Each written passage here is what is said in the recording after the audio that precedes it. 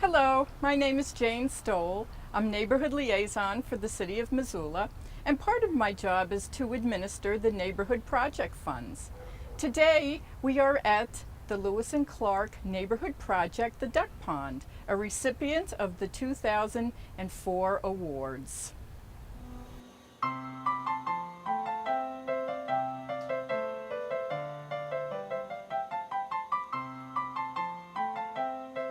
This is the fifth year the City of Missoula is offering the Neighborhood Project Funds. Individual grants are available for up to $3,000 each and can be applied for by individuals, neighborhood councils, neighborhood organizations, and nonprofit groups.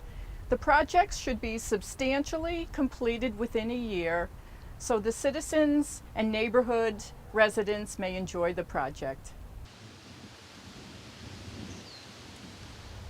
A citizen review committee will rank all applications and send recommendations to the community forum and city council for funding. Besides the duck pond, today we will be visiting the Blue Star Memorial, the Missoula Urban Demonstration Accessibility Project, the Little White House, and we'll also have a short look at the Madison Street Pocket Park.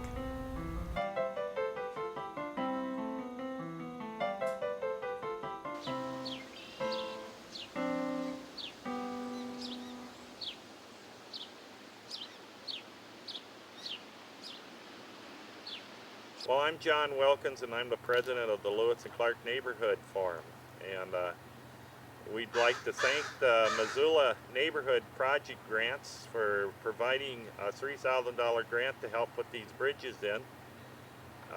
It put us over the top. We raised money ourselves with finding it rather difficult. And when we got that grant, it put us over the top. And we have a bridge here off of 34th Street, and we also have a bridge off of Bancroft. With the idea of connecting the trails together and connecting the two bridges together. Before this bridge was here, what we had was a 2x4 to cross over into the territory on the other side of the ponds, and we used this grant to actually buy the bridges, and what the bridges cost us was $2,700 a piece. That includes the concrete and the railing system. Park and Rec donated some of the dirt that you see here, and we hopefully will have maybe apply for another grant to do more of the trail system along here. Our goal is to keep this park natural, to keep it a wildlife habitat, and to be enjoyed by the public. This interpretive sign was donated here by a grant from the Open Space Board, and it tells about the feeding habits of the animals that are around in here and why you should not feed the animals. We have a large population of ducks right here, and when we start feeding them junk food such as bread and stuff, it's not healthy. The sugar and the starches in the bread are really bad for the digestive systems of the animals here. Not only that, it encourages too much animals for the space there is, and then we end up with a dirty mess. So we really appreciate the signs. When you're in the park, come read it. You'll get an idea of what we're talking about here.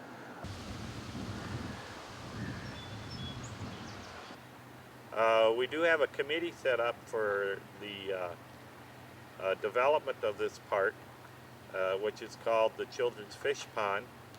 And if anybody's interested in joining our committee or interested in this park, we'd appreciate you can get a hold of me at 543-7952. We do have some money available for other projects in this park too. I'd like to emphasize that the project grant that we got from the neighborhood forums was an ideal way that grants can be used. And if you have something in your neighborhood that's important to you that you'd like done, it's a very good way to get some money up. So look forward to that. It's coming out again this year, I think.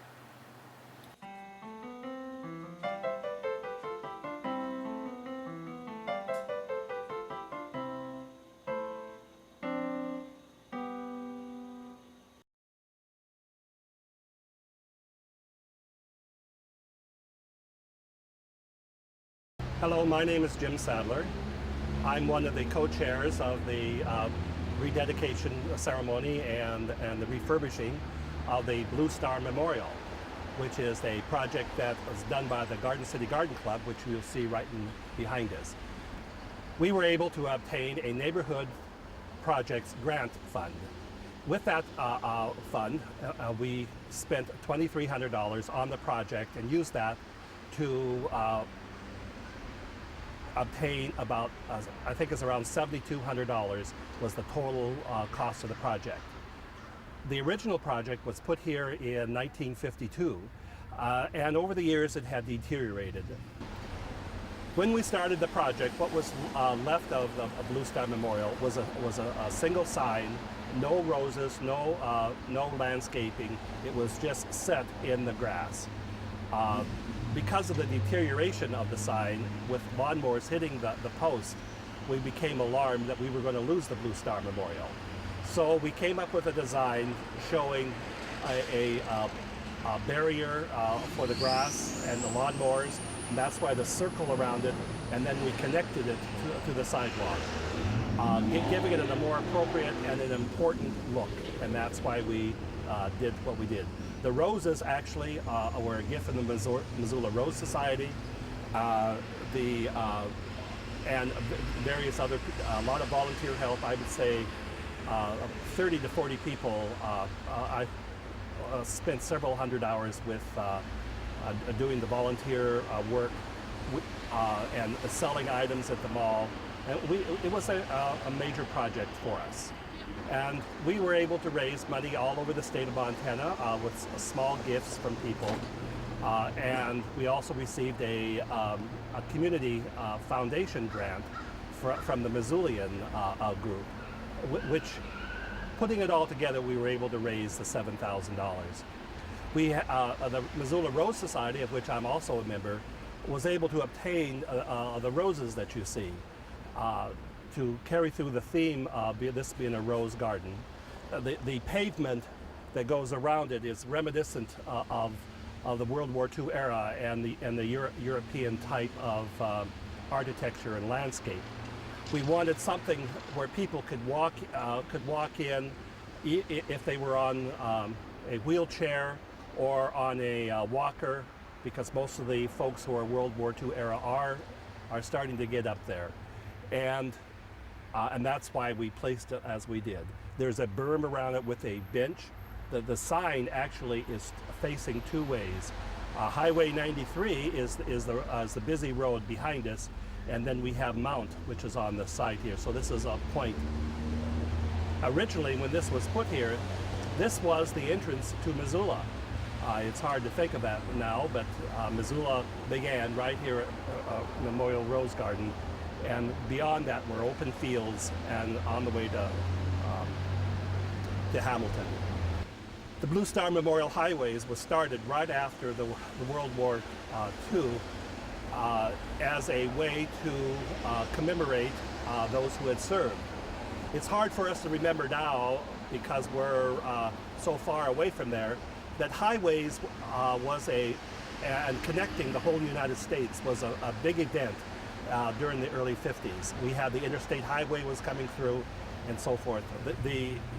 What happened was one of the garden clubs back east placed a marker and asked the state legislature to declare it as a Blue Star Memorial highway. Blue Star was if you had a person who served in the armed forces, you placed a blue star in your window. So folks in the neighborhood knew that you had a service person that you were supporting. If you had a death in the family, a soldier, then you would place a gold star. But that's what the blue star is. So when you say Blue Star Memorial, what it means is it's memorializing those who served in World War II. The highways crisscross the whole United States, and there's several thousand of these located all over the United States, put up by different organizations and the National Garden Club.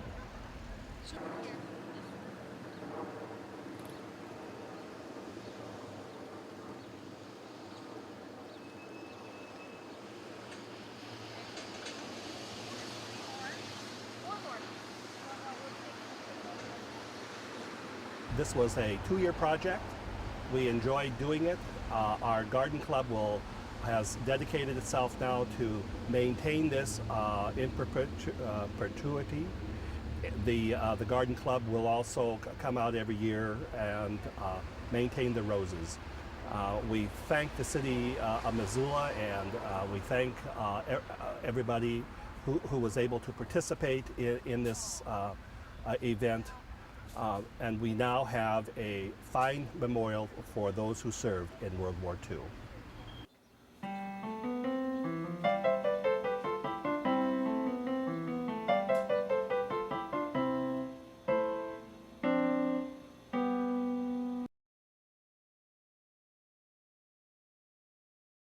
I'm Rebecca Richter, the Executive Director of the Missoula Urban Demonstration Project, or MUD for short, and we promote sustainable living practices. We provide resources and education for sustainable living.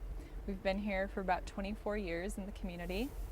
We applied to the City of Missoula for their Neighborhood Project Funds grant, and they gave us funds for improving site accessibility. We need an accessible site for many different reasons. We have a tool lending library that has tools that must be wheeled on and off site, like rototillers and lawnmowers and the like. We also have gardening classes for disabled individuals who can be in wheelchairs or are mobility limited in some way. So these site improvements have really helped us, as well as all of our visitors and staff and volunteers on site. The improvements include a sidewalk at the front, and this sidewalk was put in this spring, and this is really going to help us throughout the year, but especially in wintertime when we're supposed to shovel and keep the sidewalks clear. That's going to help us with our tools and with people in wheelchairs. We also had a crushed stone walkway put through the site that goes through our demonstration gardens, including the native plant landscaping and organic gardens that we have on site. And that really opens it up for our visitors and for our horticultural therapy participants.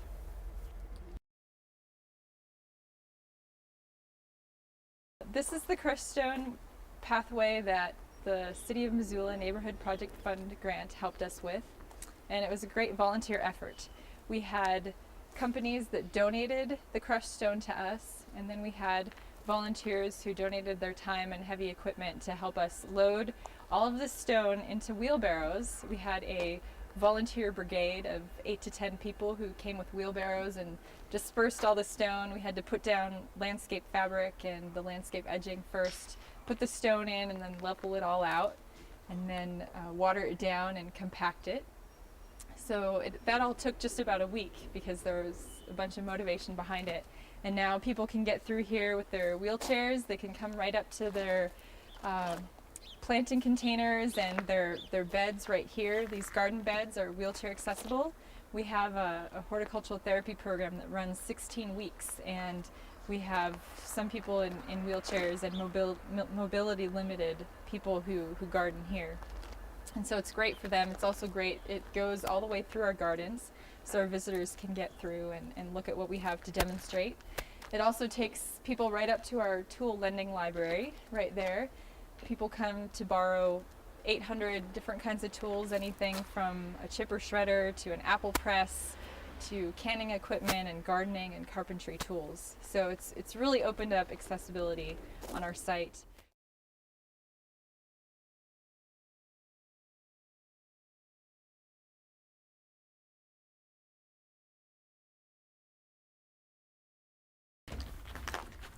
These great pathways also make the site more accessible for our coffee to compost bike service. We pick up coffee grounds from several places downtown and we take them to be composted at the Northside Community Gardens. This program diverts almost 500 gallons of coffee grounds a month from the landfill. We also have a few things that we're going to do to make entrance to our office building safer. We're going to be fixing up our porch a little bit and also removing an unsafe section of our sidewalk. That was all in the grant for us to be able to do. So we'd just like to extend our thanks to the city and also invite people to come out and look at our site here at 629 Phillips Street on Missoula's north side.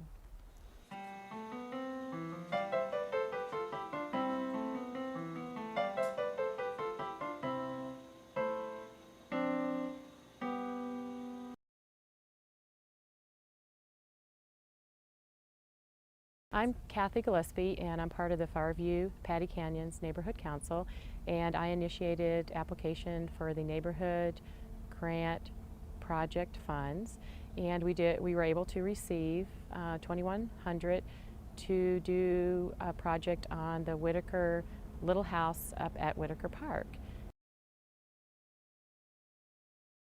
The history of the Little White House at Whitaker, it was in 1936. The land was purchased for $1 from an estate, and in the same year, 1936, the CCC built this house for the USDA Forest Service for radio communication, and they were up here at this site until 1974, and that's when, at that point, they didn't feel like the radio communication was at its best up here, so they moved out near the airport. So this building was essentially donated to Parks and Rec at that time, and since 1975 has been a part of Parks and Rec and has been used for different things. At one point it was a recreation center where they had arts and crafts for quite a while, and then now what it's being used for is storage, only storage. So we would like to restore it back to where the community can use it for small group gatherings.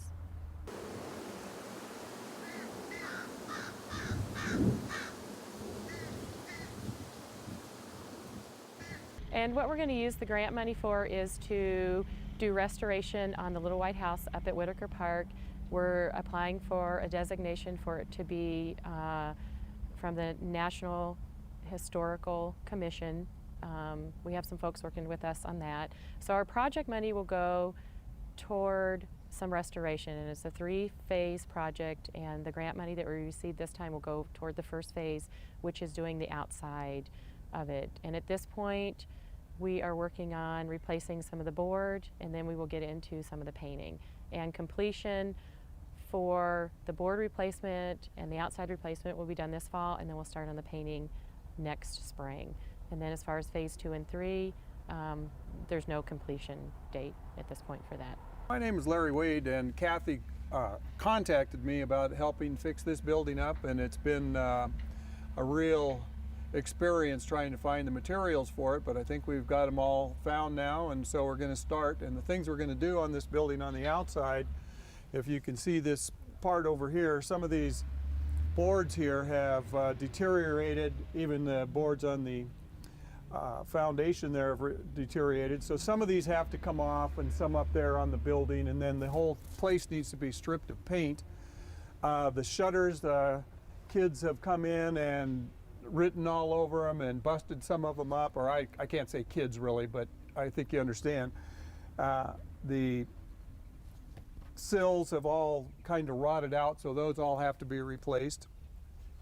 This side of the building probably has the biggest amount of damage. The shutters will probably have to be taken off and redone. They've swelled up enough to where you can't get the hinges back in them at this point in time and have them functional. There are some lower boards behind these bushes there that are going to have to be removed, and you can see here that you know, a lot of this material, rather than try and save it, is going to have to be taken off to the top, probably on both sides of this. Eventually we're going to see if we can't repair this door. We're not sure if that's a possibility yet or not, but we're hoping that would be a door that we could replace. And then of course the rest of the siding and the shutters will all be done in about the same way.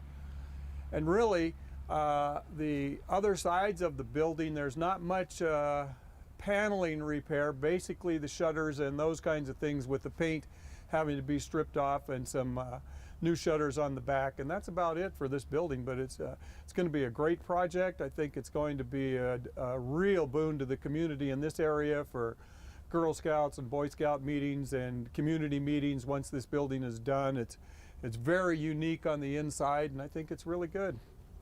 We thank Missoula, the City of Missoula, for allowing us to receive the grant money to work on this project. This has been a passion of mine. I've lived in the neighborhood for about 10 years.